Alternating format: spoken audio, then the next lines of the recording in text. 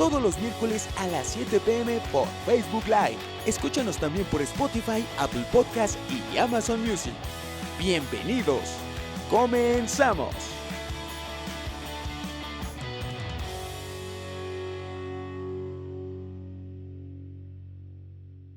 ¿Qué tal, amigos? Bienvenidos a otro podcast de Voces de la Nación de la revista La Nación. Yo soy Jerry y espero que se encuentren muy bien. El día de hoy tenemos un invitado muy especial, Alan Ávila. Él es secretario general adjunto del PAN. ¿Cómo estás, Alan? Muy bien, Jerry, muy contento de saludarte y felicitarte por este programa. Llevan bastantes episodios, entonces te quiero felicitarte. Han habido muy buenos invitados y te he seguido cerca. Oye, no, pues gracias a ti por tu tiempo. ¿Cuánto les quiero platicar también? Es una plática también de amigos. ¿Cuánto tiempo llevamos de conocernos? Como unos 8 o 10 años, ¿no? Yo creo como 10 años. Qué padre. Desde el juvenil. Me da gusto a mí ver a gente que viene del juvenil, de las filas de Acción Juvenil que ha llegado tan lejos como tú. Oye, me gustaría empezar por tus pasatiempos. ¿Qué es lo que te gusta a ti como joven, como político? ¿Qué te gusta hacer? ¿Te gusta la música, ir a los conciertos? Sí, me gusta la música, me gustan conciertos. ¿Qué música te gusta? Me gusta la electrónica, Okay. Me gusta la banda, Okay. Principalmente esos dos, pero por ejemplo lo que es pop con Coldplay es mi banda favorita. ¿Fuiste a verlos? Sí, por supuesto, claro. O sea, no hay mejor concierto en la vida y es algo que no te puedes perder, claro. Haber ido en algún momento de tu vida a un concierto de Coldplay. Totalmente. Yo no pude ir, pero pues sí, me gustan también mucho los conciertos y pues ahí de toda la música, ¿no? Pero más el rock y todo esto. ¿Series o libros? ¿Qué te gusta hacer en tus tiempos libres? Bueno, me gustan tanto series como libros. Tengo un género en particular tanto para series, libros y películas. ¿Cuál? Tiene que ver con la parte de intriga, de suspenso. Eso es lo que más me atrae, así como lo que tiene que ver con acción. Okay. Esos son los temas que a mí, ya sea en libro, ya sea en serie o ya sea en película, o sea, soy fan. O sea, por ejemplo, mi película favorita es Búsqueda Implacable, ¿no? Okay. Son varias, pero sí. es ese tipo de película lo que a mí más me gusta. O también, por ejemplo, videojuegos. También me gustan los videojuegos. ¿De qué tipo de videojuegos? Ya para sea, hacer la reta, el reto. Sí me gusta FIFA, que es el típico de nosotros, pero, por ejemplo, mi juego favorito es Metal Gear, ¿no? Metal Gear Solid.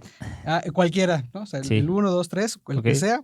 Esos me gustan mucho. O, por ejemplo, Medal of Honor, también, que era en este momento de la Segunda Guerra Mundial, ¿no? Claro. Que vas en primera persona. Pero también fíjate que el Nintendo, cuando es que es portátil, también el Switch. Sí, también es bueno para incluso trayectos, ¿no? Claro. Ahí, por ejemplo, en lugar de jugar alguno de mundo completo, pues voy jugando, puede ser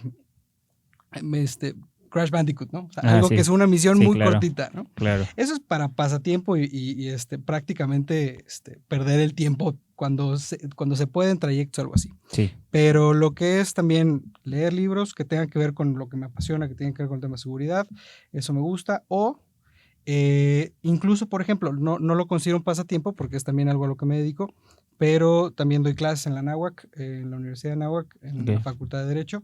Entonces, aparte de ser político, afortunadamente tengo otras cosas que hacer y distraerme que solamente vivir inmerso en el mundo PAN, ¿no? Claro. Que creo que todos tenemos que tener otras cosas que hacer y que pensar aparte de eso, ¿no?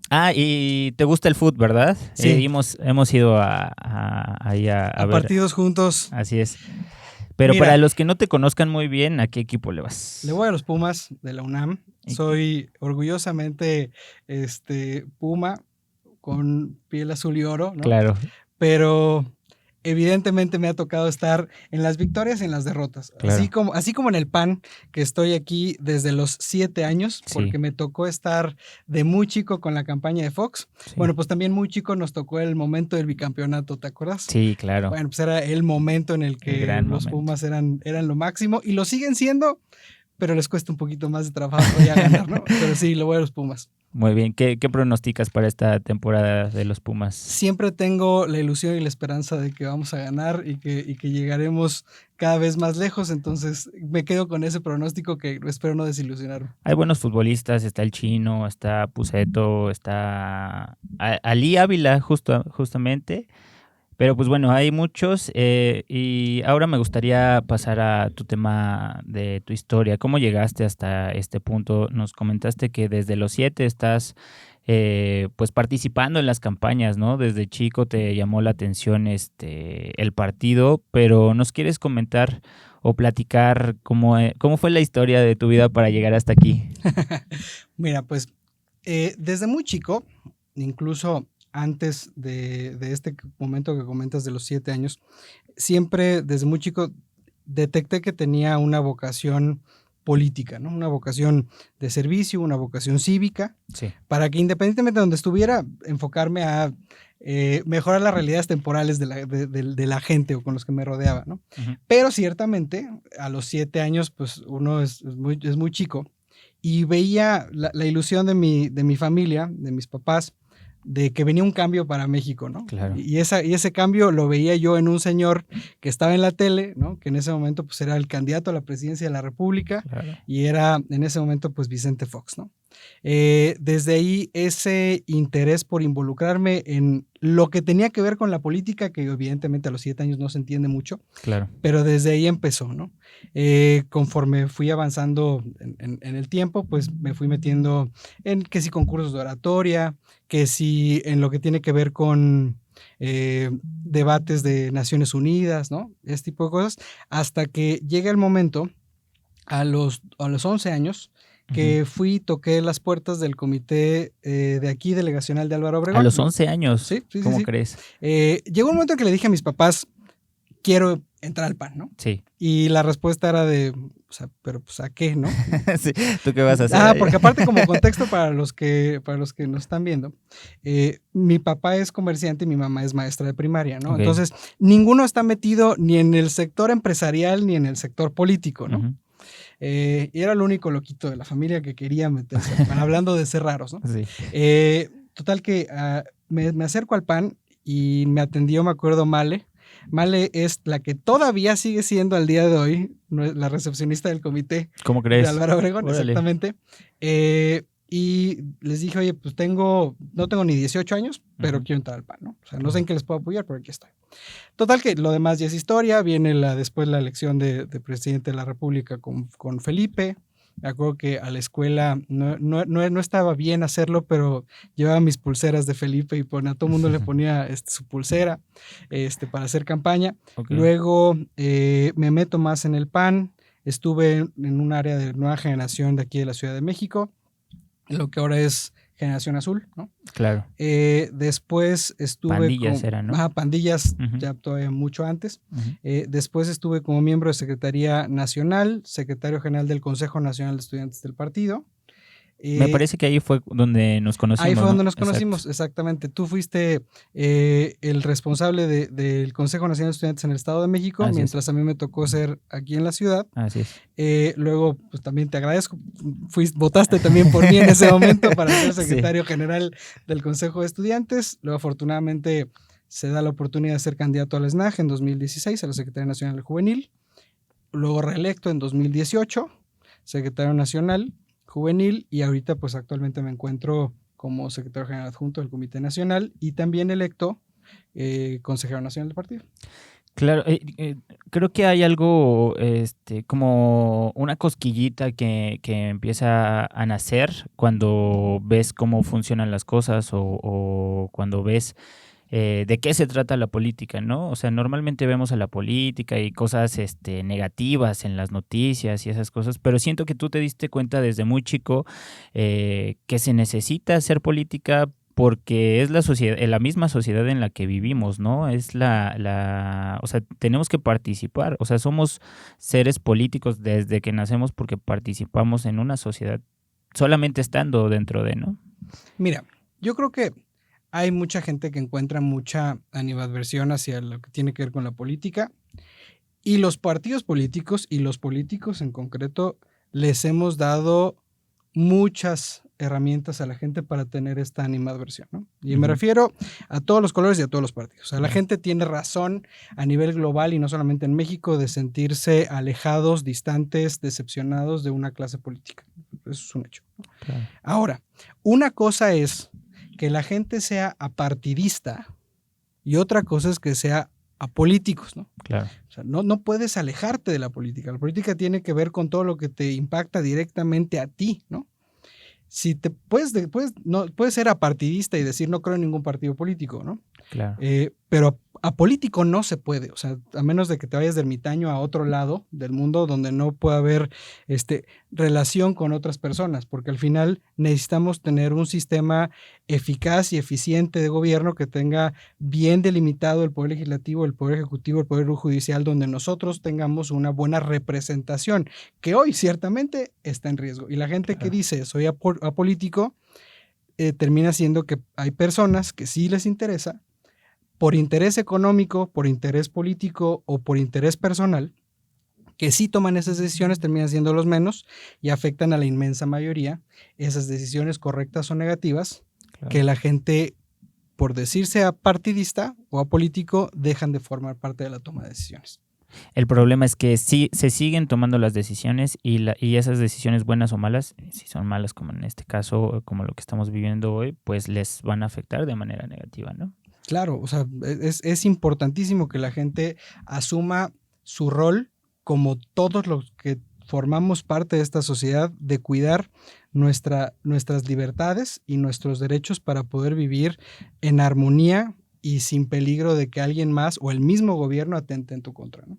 Totalmente. Oye, ¿y qué estudiaste, Alan? Estudié Administración Pública y Gobierno en la Universidad Anáhuac, precisamente. Luego Gobierno y Políticas Públicas en la Universidad Panamericana.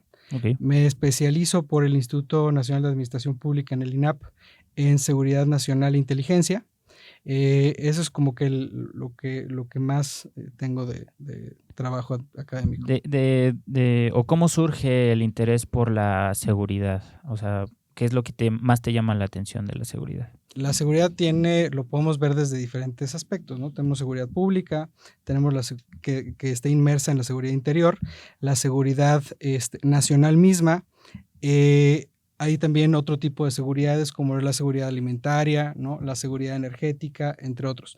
Pero lo que tiene que ver con la seguridad nacional y la seguridad interior es de las cosas que más a mí me apasionan, sobre todo por varias experiencias personales que he tenido, lamentables en cuestiones de delincuencia, que me han hecho caer en cuenta que se necesita que tengamos más perfiles especializados que atiendan el tema de seguridad y que lo vean como una cuestión seria y no con payasadas como abrazos y no balazos, con estrategias equivocadas y simplistas que hacen prácticamente parecer sencillo o irrelevante una de las materias más importantes que tenemos que atender en nuestro país y que ciertamente nos está haciendo. ¿En qué, o sea, para los que no saben a qué se dedica la seguridad, o bueno, tenemos una idea muy general, hay una cita que me gusta, creo que es Max Weber, que dice que la seguridad, bueno, el Estado es el uso de la fuerza, y creo que sí tiene que ver mucho porque tiene que ver con las libertades, ¿no? Tu libertad termina donde empieza el de la otra persona. Entonces, ¿tú cómo definirías el tema de seguridad y por qué es importante tenerla en un estado? Y después, si nos quieres explicar cómo funciona la seguridad en México. A ver, tocaste varios temas. El primero tiene que ver con este uso exclusivo de la fuerza que tiene que tener un estado, ¿no? El estado es... en teoría, porque a veces en la práctica, en particular en nuestro país, parece que esa frontera de la teoría y la práctica se va eliminando, pero en teoría el Estado es el único capaz de tener y hacer uso de la fuerza para imponer la ley, ¿no? Claro. Y en ese sentido se impone la ley y se hace que se cumpla para que las demás personas tengan la capacidad de mantener una vida en el cual, como bien lo comentas, no te metas en la vida de los demás, pero sobre todo tener una vida en armonía y en paz, ¿no? Sin preocupaciones de tener problemas de riesgos personales o amenazas directas que puedas tener de alguna grupo o persona que pueda poner en riesgo esta estabilidad que te permite a ti desarrollar tu vida en plenitud y en el ejercicio de tus libertades y tus derechos, para que pueda el mismo Estado garantizarte ese uso y ese aprovechamiento de esas libertades y derechos, ¿no? Claro. A ver, vámonos prácticamente al inicio de los tiempos. O sea, el Estado surge para dar seguridad, ¿no? O sea, el humanismo en la seguridad tiene que ver más, sí, como dices, en prevenir que pasen las cosas, más que en solucionar ya cuando están las cosas hechas, ¿no? O sea, hay cierto número de feminicidios, pero el humanismo sería prevenir esos feminicidios, ¿no? Dentro de la seguridad. Es tanto prevenir como atender. Cuando se crea el Estado, surge desde este momento en el cual pasamos de ser nómadas a ser sedentarios, ¿no? Uh-huh. Pero aquí hay la pregunta de cuando la gente empezó a darse cuenta que podía sembrar en lugar de solamente estar cazando, es que la gente se asienta en un lugar, ¿no? Claro. Pero el problema es que cuando se empiezan a sentar en lugares, ya había la bronca de que tu vecino, claro, no fuera a querer meterse en lo que tú estabas cosechando y produciendo, ¿no? Claro. Entonces, ya hay muchas teorías pues de entrega de libertades, pero se va dando un pacto en el cual la misma población entrega parte de su libertad a un algo, que en este caso es el Estado, ¿no? Sí. Entrega parte de tu libertad a un algo para que ese algo esté por encima de nosotros, uh-huh, y que ese algo, entonces, con la libertad que yo te cedí, ese algo cuide y proteja mi propiedad, pero también a mis cercanos y a mi propia persona, ¿no? Claro. Conforme va pasando el tiempo, ¿no? Pasamos de eso a que el Estado, ya en el periodo absolutista, fuera entonces, de alguna manera, la seguridad, ajá, giraba en torno a proteger la propiedad, pero del monarca. Claro, ¿no? El dueño de todo. Exacto. Ajá. Cuando ya llegamos al Estado liberal, que es en el que nos encontramos. Tiene que ver más con la justicia, me imagino. Exacto, justamente. Cuando pasamos al Estado liberal, pues entonces parte de la importancia del Estado liberal es que se crea la división de poderes que a Andrés Manuel no le gusta, ¿no? Uh-huh. Se crea entonces el poder legislativo, el ejecutivo y el judicial, y entonces ya la seguridad no podía únicamente cuidar a un monarca, tenía que cuidar a una población, que la población de esta emana el poder legislativo, el ejecutivo, y está el judicial para darle seguimiento y controlar. Y luego, ahorita que nos encontramos en un momento de derechos humanos, sí, es que ya no solamente es el encontrar la forma en la cual la gente se le haga cumplir la ley, sino también se busca ahora prevenir que con acciones de gobierno y políticas públicas nos centremos tanto en el combate al crimen organizado y a los delitos de fuero común, como empezar a hacer una cultura más de prevención para que no siga siendo este problema más grande. Alan, ¿cómo funciona la seguridad en México? Ahorita estamos viendo muchas manifestaciones por el tribunal y digo, en general todos oímos que la justicia por el tribunal, la reforma, pero ¿cómo funciona y por qué se está defendiendo, más bien se quiere que no pase la reforma que propone el Plan C? Mira, acabas de decir una pregunta muy importante. Para que exista democracia, sí se necesita el involucramiento de las personas. Eso es un hecho. O sea, pues viene en la esencia de la palabra, ¿no? Claro. En México vivimos en una república representativa, democrática, federal y laica. Para que esta república funcione, tenemos esta división de poder legislativo, ejecutivo y judicial. En este sistema, evidentemente, de contrapesos. Hoy nos encontramos en una crisis enorme en lo que tiene que ver con los contrapesos y este sistema político que tenemos. Tenemos un presidente de la República que ciertamente gana con una gran cantidad de votos, pero que la Cuarta Transformación ha venido bajando también su nivel de popularidad progresivamente. Pero también ahora tenemos a un poder legislativo cooptado y a la mala, ¿no? Claro. A la mala porque no es posible, ni siquiera es justa la integración en la que se ha hecho en la Cámara de Diputados las curules que tiene que ver con la Cámara Baja del Congreso de la Unión. Son entonces, con esta integración injusta, que el partido Morena junto con sus aliados hoy ya no solamente tienen al Poder Ejecutivo, ahora también a la mala, con agandalle y con una interpretación errónea de la ley, es que ahora tienen el Poder Legislativo prácticamente con 2/3 partes, también incluso en el Senado, que están prácticamente peleándonos un senador para la mayoría calificada. Y ahora quieren agandallarse a la mala el Poder Judicial. Aquí hay un problema grave y es que estamos en una situación en la cual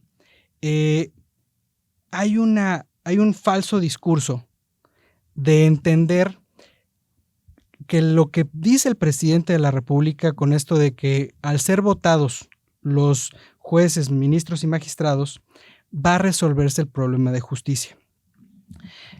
Llevando un poco de la mano lo que ahorita platicamos. Para que exista justicia, Claro. para que exista paz, tiene que haber justicia. Claro. Y para que exista justicia, tiene que haber quien juzgue, pero también quienes armen las carpetas necesarias para comprobar que alguien está cometiendo un delito. Y aquí está el problema más grave de todo lo que estamos comentando. El problema de la reforma al Poder Judicial que se está haciendo es que no es una reforma judicial, es prácticamente una reforma, prácticamente me atrevería a decir partidista, en la cual el problema no es que se busque democratizar la elección de quiénes son los jueces, magistrados y ministros. El problema es que vemos cómo, habiendo cooptado el Poder Ejecutivo, habiendo cooptado el Poder Legislativo, ahora van sobre el Poder Judicial, en un sistema en el cual no es entendible, si tú te vas a subir a un avión, no es entendible que hagamos una consulta entre los que vamos a ser pasajeros para decir quiénes creemos que sería el más adecuado para pilotear el avión, porque seguro nos vamos a estrellar. Y eso es lo que va a pasar con el sistema mexicano. Porque el problema de justicia que tenemos para que exista paz y se reduzca la violencia es que el problema de justicia sí es que hay una enorme cantidad de corrupción y es que hay una enorme cantidad de impunidad.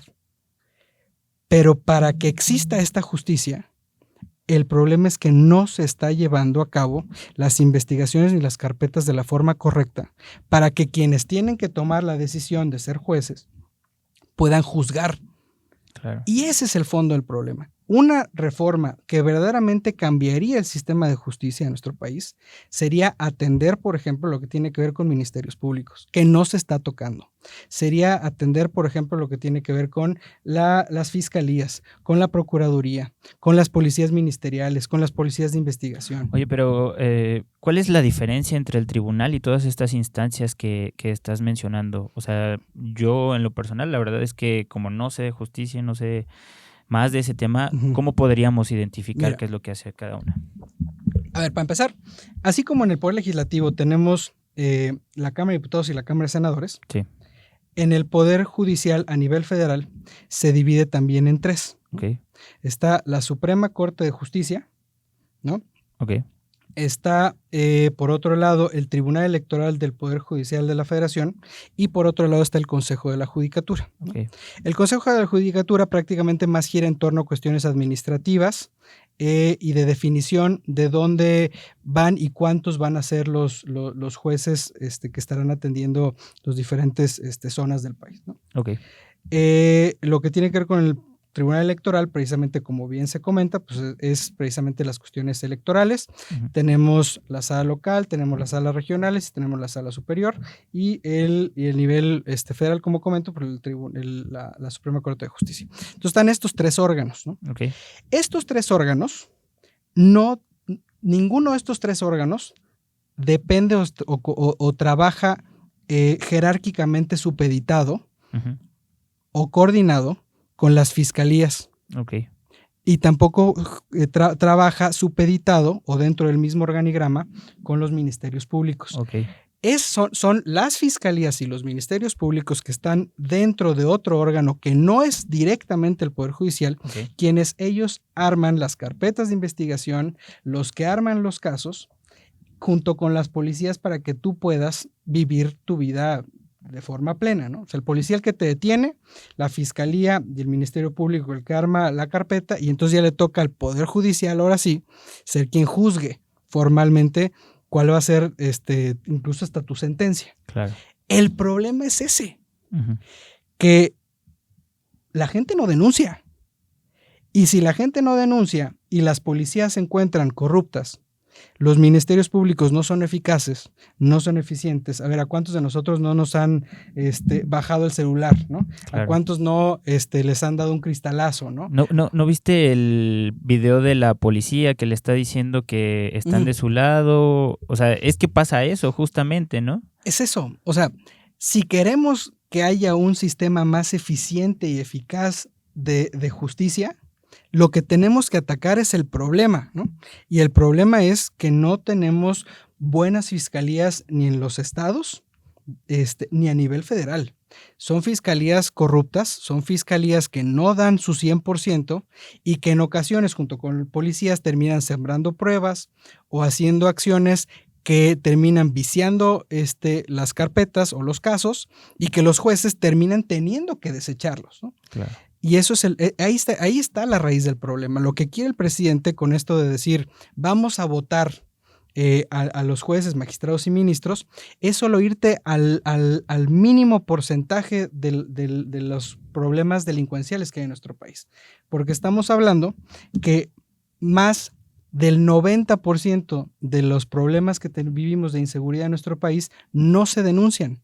Y no se denuncian porque la gente no cree en el Ministerio Público, no cree en las fiscalías, y entonces no va a ir a perder su tiempo horas con ministerios o fiscalías que de plano no van a ni siquiera armar bien las carpetas. En vez de irse a la raíz del problema, que son los órganos que detectan las injusticias, se van a algo que sí está funcionando, que sí tiene que ser, que sí hay perfiles que son profesionales y que tienen que ser profesionales, y esos son los que quieren votar. Entonces es como dices, ahí está el problema, y ese verdadero problema no se va a atacar porque también se ve que este gobierno le está dando abrazos a los delincuentes, y esa es la política, ¿no?, de este gobierno. Incluso, uno de los puntos que más ejemplifican que esto es un sinsentido es precisamente lo que ahorita pasó con la detención del Mayo Zambada. Así es. A ver, parte de su equipo personal de seguridad era un agente de investigación policíaco de Sinaloa.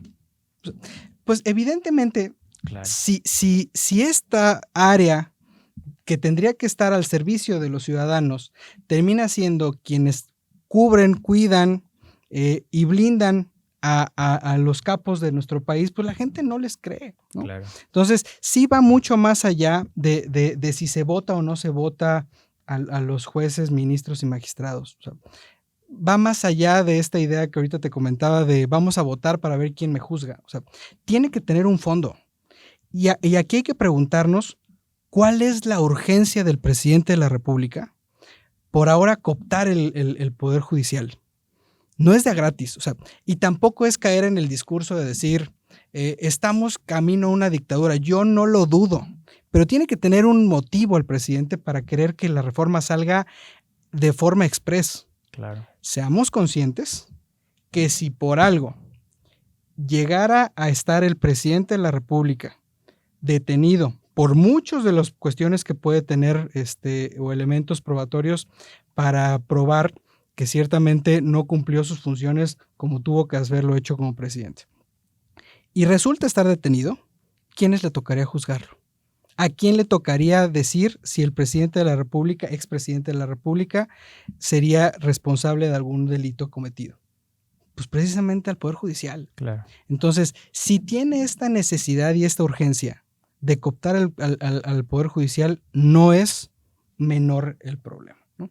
Es claro, porque ciertamente yo creo que el presidente de la República tiene pavor de lo que pueda llegar a pasar. Aparte es una persona muy desconfiada. Yo no dudo que incluso ya desconfíe probablemente de Claudia Sheinbaum, Claro. y que diga, bueno, capaz que por algo se me voltea, me detienen, pues tengo el poder judicial de mi lado. Porque también hay que ser una cosa claro, Jerry. No descartemos que de hoy en un año esté el presidente de la República acompañando a sus candidatos. Claro. Y por candidatos me refiero a ministros, jueces y magistrados, Claro. porque ya va a ser expresidente. Nada lo va a detener a ir por todo el país haciendo su campaña de decir, estos son los buenos. Pero los buenos ¿para quién? Los Exacto, buenos para para él. él. Y ese es el problema de fondo. O sea, todo tiene un porqué. Y el presidente de la República, yo creo que si le urge la reforma al Poder Judicial, es porque sabe que necesita tener a la gente que juzga de su lado. Porque aparte, con esta misma detención de la que ahorita hablamos, yo creo que habrá muchísima información que salga de esta colusión clara que tiene Morena con el crimen organizado. Ahorita que hablas de información, súmale que quiere desaparecer a los organismos de información, al INAI y a los organismos locales de información. No va a haber información de seguridad ni de nada, ¿no? El embate que están haciendo contra los órganos autónomos es enorme, porque no les gusta nada que tenga que ver con aquello que no esté dentro de su poder y esfera de decisión, ¿no? Uh-huh. Por eso les estorba el poder legislativo, por eso les estorba el poder judicial. Y también hay que decirlo, Jerry, a ver, haciéndome responsable de lo que digo, yo creo que se necesita una reforma al poder judicial, ¿no? Claro. O sea, definitivamente se necesita. Ahora, que la reforma ideal sea la que nos propone el presidente de la República, definitivamente no. Claro. También creo que se tiene que hacer una reforma incluso al poder legislativo, ¿no? Pero sí nos tenemos que quitar esta idea de que al ejército y al poder judicial no se les toca ni con el pétalo de una reforma constitucional, es algo que lo tenemos que quitar, ¿no? Claro. Porque ciertamente sí hay mucho que se puede mejorar. Sí hay muchos espacios en los cuales podemos, con buenas iniciativas, tener una mejor y más sana división de poderes. Pero pensar que el camino que nos proponen la mayoría impuesta de Morena es la alternativa, definitivamente no. Es un retroceso. Totalmente. Oye, Alan, para ir un poco cerrando, ¿cómo afectó la inseguridad en estas últimas elecciones? Mira, hay un problema también muy grave en nuestro país, y es que prácticamente, para que te hagas una idea, Jerry, prácticamente una tercera parte del país se encuentra controlado y cooptado absolutamente por el crimen organizado. Cuando digo controlado y cooptado, no solamente significa que tienen presencia, ¿no? Es que literalmente no solamente afectan el día a día de la población, no solamente es el cobro de piso, no solamente son los secuestros, es que ellos deciden lo que pasa en una tercera parte del país. Si ya le tumbas una tercera parte del territorio nacional en una elección federal, sabiendo que son ellos los que ponen y quitan a presidentes municipales, que ponen y quitan a diputados locales, federales, senadores, ¿no? Gobernadores, pues evidentemente estamos hablando de que sí tenemos una erosión de nuestro sistema democrático enorme. Porque aquí, por ejemplo, coincido con la frase, parcialmente, con la frase de nuestra senadora Lili Telles, Okay. de decir que Morena es el brazo político del crimen organizado. Y digo coincido parcialmente porque agregaría una segunda parte a la frase. Y es que para que exista esta relación de que Morena sea el brazo político del crimen organizado, el crimen organizado funciona a modo de toma y daca, ¿no? Okay. O sea, sí va a ser tu brazo político, pero tú quedas a cambio, ¿no? Claro. Entonces, yo diría que Morena es el brazo político del crimen organizado porque el crimen organizado es el brazo armado de Morena. Claro. Son ellos los que salen y amedrentan a la población para que vaya y vote en ciertas regiones del país, para que tienen que votar por ciertos candidatos, evidentemente con tendencia hacia Morena. Son ellos los que llegan y se roban las actas, son ellos los que se roban las urnas, son ellos y los que se llevan los paquetes electorales. Entonces, si eso sucede en una tercera parte del país, yo sí puedo afirmar que hay varios estados de la República en los cuales no existe un pleno ejercicio de tus libertades y tus derechos a la hora de votar. Claro. O sea, ¿para qué votas si va a llegar a las 5:30 de la tarde un grupo armado a llevarse tu casilla completa? O a quemarla, ¿no? O quemarla, ¿no? O que a la hora de la firma de las actas lleguen y digan 100% de los votos, como sucedió en esta elección, el 100% de los votos de la gente que se presentó fueron por Morena. Pero aparte, el 100% del listado nominal votó, ¿no? No. Es algo que no sucede, claro. ¿No? Y no sucede en la práctica, pero sucede en el sistema electoral de nuestro país, ¿no? Claro. Ahora, aquí tocas un tema importantísimo. No tuvimos durante toda la elección un atlas de riesgo. Claro. El atlas de riesgo, Jerry, es este documento que genera o que solicita el Instituto Nacional Electoral al gobierno de México para que sea el gobierno de México donde diga cuáles son los puntos en los cuales del 2021 al 2024 o incluso desde el 2018 ha habido un incremento en la incidencia delictiva, ¿no? Uh-huh. Con esa información, entonces el INE puede generar estrategias para ver cómo en colaboración con autoridades se puede blindar lo más posible una elección. Claro. Pero se necesita este atlas de riesgo del aumento de la incidencia delictiva. Claro. Pero ¿cuál es el problema, Jerry? ¿Por qué crees que no hubo atlas de riesgo? Porque para que exista un atlas de riesgo y es el aumento en ciertos puntos de la incidencia delictiva, implica entonces que el gobierno, y como lo hace el gobierno federal tiene que decir, sí, hubo un aumento de delincuencia de este año a este año en este punto. Claro. Y por eso no lo hicieron, por eso no lo entregaron, y por eso es que tuvimos las elecciones más violentas en la historia de nuestro país. Pero no solamente por los candidatos, porque luego a veces decimos, es que murieron tantos candidatos o tantos candidatos renunciaron. A nosotros como políticos nos toca dar la cara y aspirar a cargos. Pero es la gente la que no salió a votar, es la gente la que no podía votar, ¿no? Claro. Por este incremento tan grande y descontrolado que estamos teniendo por un presidente que prefiere voltearse a otro lado en lugar de atender un problema. Por eso es que fueron las elecciones tan violentas. Y también hay que decirlo, si una tercera parte del país está cooptado por ellos, hay que empezar a pensar qué tanto vamos a seguir tolerando el aumento de la delincuencia para que entonces terminen cooptando a todo el territorio nacional, que hoy están en ese proceso. Y que con la votación de los jueces, magistrados y ministros, como le metieron lana a sus candidatos, claro, puede volver a pasar el próximo año, ahora para los candidatos a magistrados, jueces y ministros. Están jugando con fuego, se les puede salir de las manos y se les va a salir de las manos si siguen en ese tono, ¿no? Van a terminar dándose un balazo en el pie. Alan, ¿quieres sacar una preguntita random para bajar el enojo y para no terminar con nuestra tradición? Muy bien, muy bien. Dice, ¿rock, cumbia o banda? ¿Qué prefieres? La respuesta sería ¿para qué? Para bailar. No, para definitivamente para bailar y cantar. Yo no bailo tanto, okay, pero para cantar. Pero sí cantar. Y para tomar, sí sería banda. En segundo lugar rock y en tercero cumbia. Bien, entonces, muy bien. Oye, pues nos están viendo y escuchando en todas las redes, en Spotify, en Amazon Music, en YouTube, en Facebook. ¿Algo que quieras agregar, algo que le quieras decir a toda nuestra audiencia? Estamos viendo un momento muy delicado en nuestro país y que lo peor que puede suceder es que no exista una participación de nosotros. Independientemente tengamos un cargo legislativo o ejecutivo de cualquier nivel, o no lo tengamos, la participación social es importantísima. Ya vimos lo que podemos lograr como sociedad y esta idea de salir a las calles, que no quede una llamarada de petate.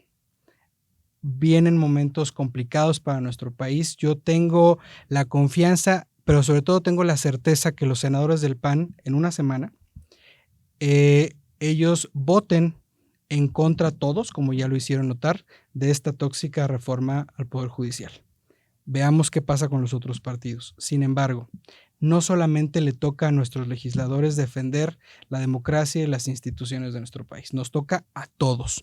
Mujeres, jóvenes, adultos, tercera edad, a todas las personas nos toca defender este México con una democracia creciente y todavía inmadura, pero que tiene todavía mucho que seguir generando para solidificarse y no voltear atrás.